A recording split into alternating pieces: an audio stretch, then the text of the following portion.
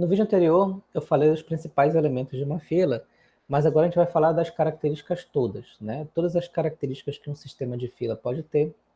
E a gente vai apresentar uma coisa chamada notação de Kendall, que é uma forma de modelar ou de explicar uma fila sem precisar ficar fazendo aqueles desenhos grandes e apontando, fazendo setinha.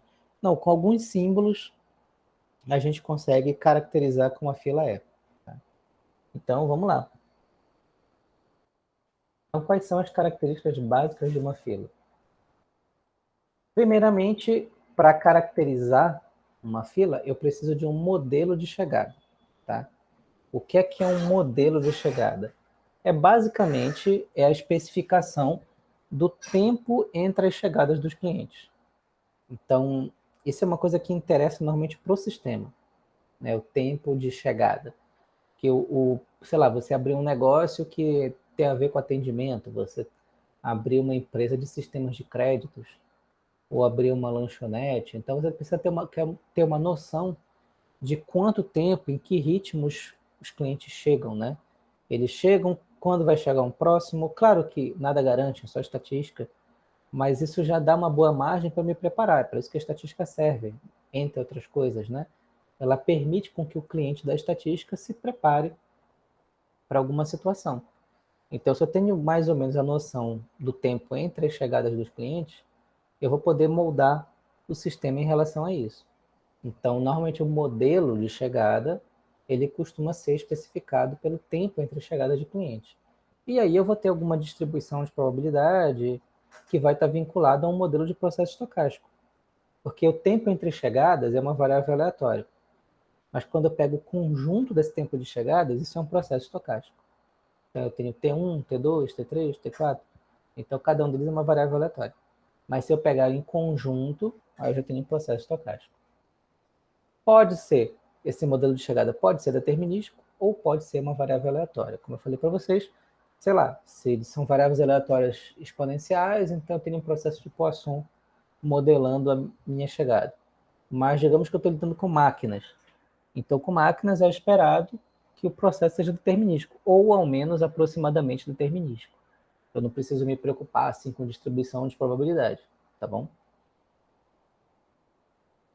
A taxa de chegada lambda, que sempre é uma coisa que caracteriza o modelo de chegada, é a taxa média de chegadas dos clientes por unidade de tempo. Então, o lambda, no caso de filas, vai significar taxa de chegada em geral, independente da distribuição. Além disso, uma outra característica importante é o modelo de serviço. Lembra que o que faz uma fila, o que faz dar sentido à existência de uma fila, é justamente a relação entre o modelo de chegada e o modelo de serviço. O que é o modelo de serviço? É normalmente especificado pelo tempo de serviço. Então, por que forma a fila? Porque o tempo de serviço é maior do que o tempo entre chegadas. Então, as pessoas chegam mais rápido do que eu sou capaz de atender o meu cliente. É por isso que forma fila. Tá? Isso é normal. Então, é normalmente especificado pelo tempo de serviço, que é uma variável, mas se eu pego todas em conjunto, está um processo estocástico. Pode ser determinístico ou pode ser uma variável aleatória. Aí vai de acordo com o problema e com a situação. Tá? Nesse caso, a gente costuma representar a taxa média de atendimentos pela letra mi, letra grega mi, tá? Que normalmente é uma taxa de atendimentos por alguma unidade de tempo por atendente. Aqui já é um pouco diferente. Assim, é fácil entender, você tem uma taxa de atendimento, você atende um certo número de clientes num certo intervalo de tempo. Mas se eu tenho diferentes atendentes, eu tenho mais de um atendente, então pode ser que esses atendentes eles tenham desempenhos diferentes. Tá? Então vão atender com uma taxa diferente. Lembra que eu falei pode ser que, se eu estou falando de seres humanos, naturalmente que pessoas têm graus de eficácia diferentes. Mas se estou falando de máquinas, pode ser que não, pode ser que elas tenham basicamente mais ou menos a mesma taxa. Outra característica importante, número de servidores. Tá? é o número de atendentes disponíveis no sistema. Então, por exemplo, você tem um supermercado. Você vai estar ali 9 atendentes ou 20 atendentes.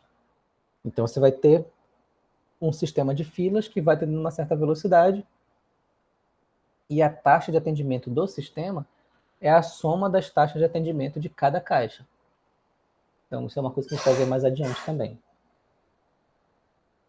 Outra característica importante é a capacidade do sistema. Tá? O que é a capacidade?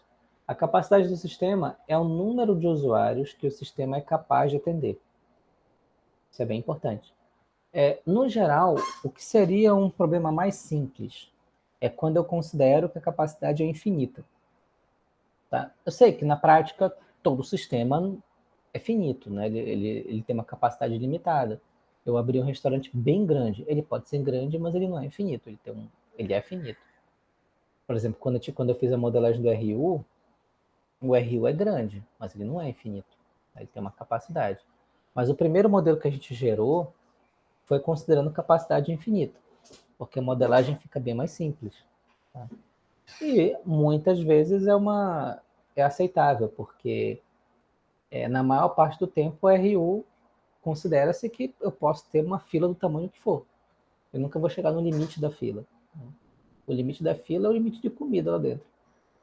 Então, se eu tiver comida o suficiente e se as pessoas tiverem tempo bastante, elas esperam na fila. Isso é um exemplo, só mais próximo de vocês, mas um sistema ilimitado, entenda-se na prática, às vezes na prática é simplesmente um sistema muito grande, ou que na prática eu não vou ter um momento em que as pessoas vão bater e vão embora. Elas sim podem ficar esperando. Então, nesse caso, eu teria uma fila que não é infinita. Tá? Então, basicamente, a capacidade é o número de pessoas que o sistema é capaz de atender. Isso vai e essa capacidade do sistema, ela inclui quem está sendo atendido mais as pessoas que esperam na fila.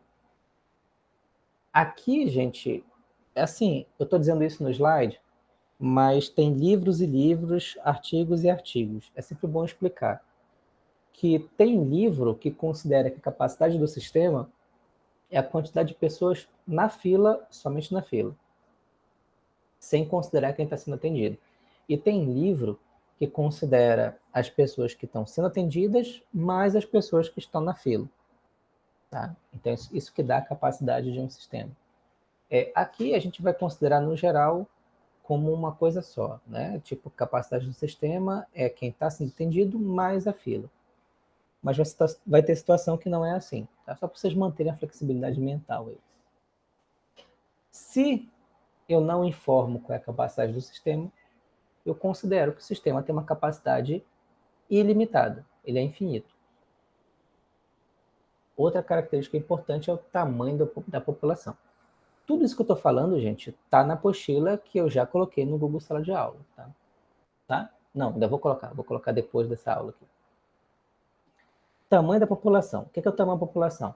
Uma coisa é quem vai para a fila, outra coisa é quem pode ir para a fila.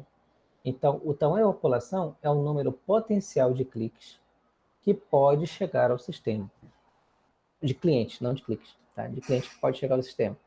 Então, beleza, eu tenho um banco e as pessoas chegam. Então, teoricamente, a população é a população de Belém. Então, 40 clientes foram atendidos e em Belém tem 1,5 milhão de pessoas. Essa diferença é tão grande que a gente pode considerar como tamanho de população infinito. Na prática, quando inclusive essa é a consideração, inclusive pode ser finito ou pode ser infinito. Nunca é infinito, mas quando é que a gente considera infinito?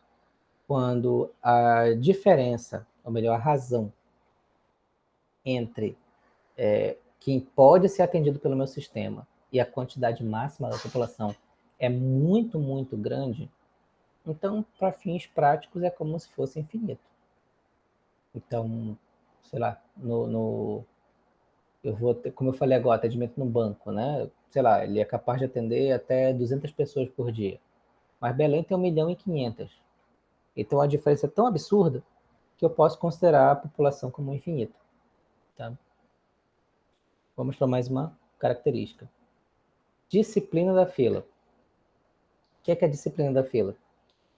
É a maneira, é o modo como os usuários são atendidos. É a forma como eu organizo a fila, tá? Acredite, a fila pode ser organizada de várias maneiras. A gente nunca raciocina assim, né? A gente sempre acha que fila é um na sequência do outro, é quem chegou primeiro. Mas não, fila é a forma como os clientes vão esperar para ser atendidos. E isso pode ser dinâmico, pode ser de várias maneiras diferentes. Então, em geral, vai ser de 4 tipos, tá?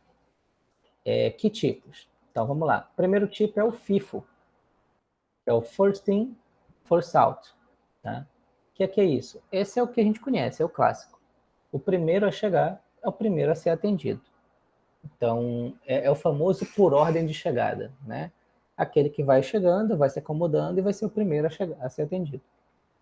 Tá? Então, o FIFO é a fila comum. First in, first out. O primeiro a chegar é o primeiro a sair, tá? Tem o LIFO. O LIFO inclusive LIFO, algumas pessoas chamam de pilha ao invés de fila. Mas só estou falando algo demais. Não tem um termo técnico que a gente vai invocar num livro mais avançado. Não. LIFO é last in, first out. O último a chegar é o primeiro a ser atendido. O nome disso é pilha. É quando você vai empilhando as coisas, ele vai aumentando. Então você tende a atender o que está em cima. Tá? Então essa é uma situação um pouco diferente, talvez para muita gente, mas sim, pilhas existem, elas podem acontecer. Talvez pessoas não aceitem isso, mas, por exemplo, em situações de indústria, LIFO é uma opção, uma possibilidade. Tem o procedimento aleatório, como é que é isso? É quando os atendimentos são feitos sem qualquer preocupação com a ordem de chegada. Isso, inclusive, me lembra uma história. Quando eu fiz lá, ia fazer 18 anos, eu fui lá, né, para tirar a carteira de reserva, de reservista. Fui lá, entrei no exército e tudo mais. As pessoas chegavam 5 horas, 4h30 da manhã para entrar na fila. E eu não pude. Eu cheguei lá às 7h30 da manhã, ou 7h50, quase antes de abrir. Aí, quando abriu os portões, as pessoas foram entrando e foram entregando a ficha, o que é que o guarda ia fazendo? Ele pegava a ficha e jogava numa caixa. Eles tinham que estar lá desde 5 da manhã, gente. E o cara jogava numa caixa. E depois ele ia sortear e atender de acordo com uma ordem completamente aleatória ali. Então, não fazia a menor diferença que horas você tinha chegado, você ia ser atendido de forma aleatória. Então, tem situações que é isso, o atendimento é feito de forma aleatória. Sei lá, tem roteadores que funcionam assim. Chega pacote, ele pega um aleatoriamente e vai passando, né? Então, depende, é uma questão de configuração. E tem ainda os atendimentos com prioridade. São aqueles atendimentos em que pode até ser aleatório, mas vai ter uma ordem de prioridade. Alguns vão primeiro, alguns têm mais chances de ir primeiro. Então, sei lá, num navio tem uma ordem de saída, né? Então, se está tendo um acidente, é uma regra que permanece até hoje. Mulheres e crianças primeiro, depois os homens, né? E por último, os de alta patente. Então, existe uma ordem para a saída. Não é uma questão de quem chegar primeiro sai. Não, existe uma ordem para a saída. Tá? Existe uma prioridade definida. Tá? Então, isso aqui o que caracteriza são as disciplinas da fila, é a maneira como a fila pode funcionar. De um modo geral, se eu não informar qual é a disciplina da fila, se considera que a fila é FIFO, tá? First in, first out, que é o padrão. Tá? Então, a gente fecha aqui, na sequência, a anotação de Kendall.